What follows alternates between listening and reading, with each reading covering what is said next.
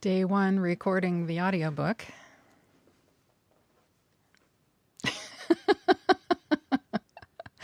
This is the preface. It's called Food for Thought.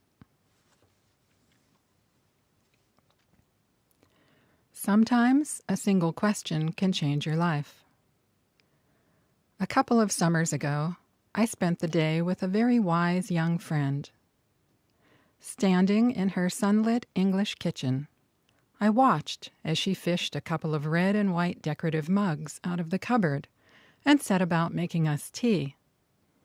"Love is all you need," their rims proclaimed, with that bossy certainty that mugs everywhere seem to possess. She asked how I'd been. I felt it inappropriate to lie. As the kettle boiled, I told her in moderately indelicate detail of my ongoing struggle with digestive issues. My stomach and southerly regions have always been slightly unruly, but in recent years the behavior had, at times, seemed downright ornery. Nothing I did seemed to have any effect. I listed for her the physical remedies I had already tried and the ones I was still considering. She listened intently with slightly furrowed brow until I finished speaking, then passed me a steaming love mug. Neither of us spoke for a minute or two. "Perhaps you might ask yourself this question," she offered at last. "What have I swallowed that is indigestible?" I knew she was speaking metaphorically. What information had I fed myself that promoted distress and blocked truth? That's truth with a capital T, by the way. And the capital T truth was this: truth is love. Love is God. God is everything, including me and you. And if God, love, truth included me and you, then, oh boy, was I ever suffering from one serious case of mistaken identity.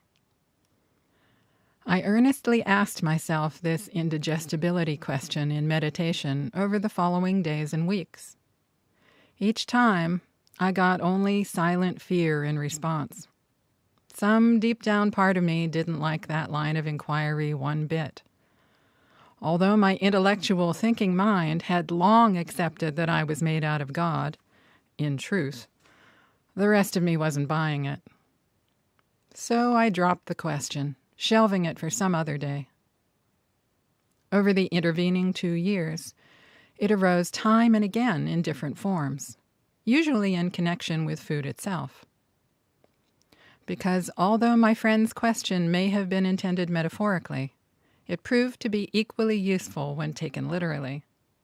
Food, as it turned out, was a remarkably good lens through which to view the human condition, my own human condition as well as everybody else's. What did I swallow that was indigestible? The same thing as you. We've all swallowed concepts that can't help but cause us internal distress of one kind or another. Yet the deeper I looked, the more I realized food seemed to play a pivotal role in this peculiar digestive process, at least for some of us.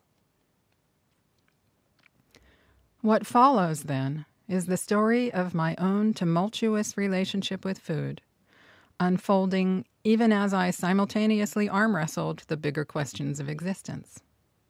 To my great astonishment, these parallel journeys turned out to be one and the same.